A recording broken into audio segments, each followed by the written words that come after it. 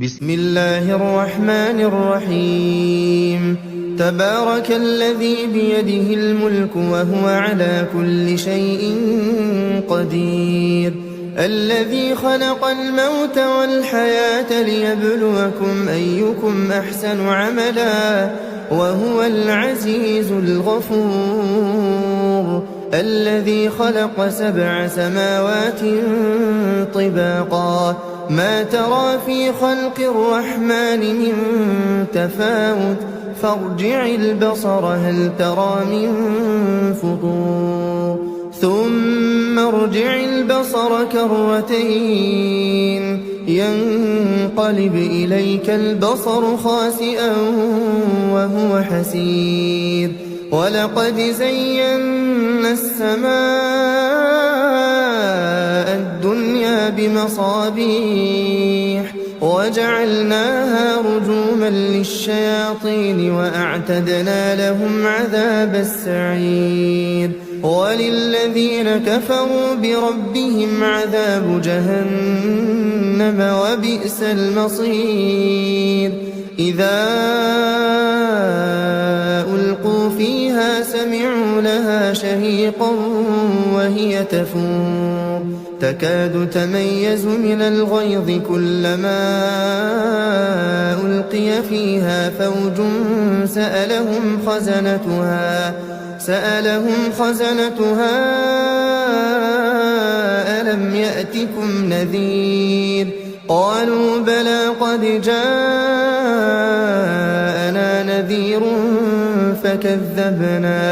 فكذبنا وقلنا ما نزل الله من شيء إن أنتم إلا في ضلال كبير وقالوا لو كنا نسمع أو نعقل ما كنا في أصحاب السعير فاعترفوا بذنبهم فسحقا لأصحاب السعير إن الذين يخشون ربهم بالغيب لهم مغفرة وأجر كبير وأسروا قولكم أو اجهروا به إنه عليم بذات الصدور ألا يعلم من خلق وهو اللطيف الخبير هو الذي جعل لكم الأرض ذلولا فامشوا في مناكبها وكلوا من رزقه وإليه النشور أأمنتم من في السماء أن يخسف بكم الأرض فإذا هي تمور أم أمنتم من في السماء أن يرسل عليكم حاصبا فستعلمون كيف نذير ولقد كذب الذين من قبلهم فكيف كان نكير أولم يروا إلى الطير فوقهم صافات ويقبضن ما يمسكهن إلا الرحمن إنه بكل شيء بصير أمن هذا الذي هو جند لكم ينصركم من دون الرحمن إن الكافرون إلا في غرور أمن هذا الذي يرزقكم إن أمسك رزقه بل لجوا في عتو ونفور أفمن يمشي مكبا على وجهه أهدى أمن يمشي سويا على صراط مستقيم قل هو الذي أنشأكم وجعل لكم السمع والأبصار والأفئدة قليلا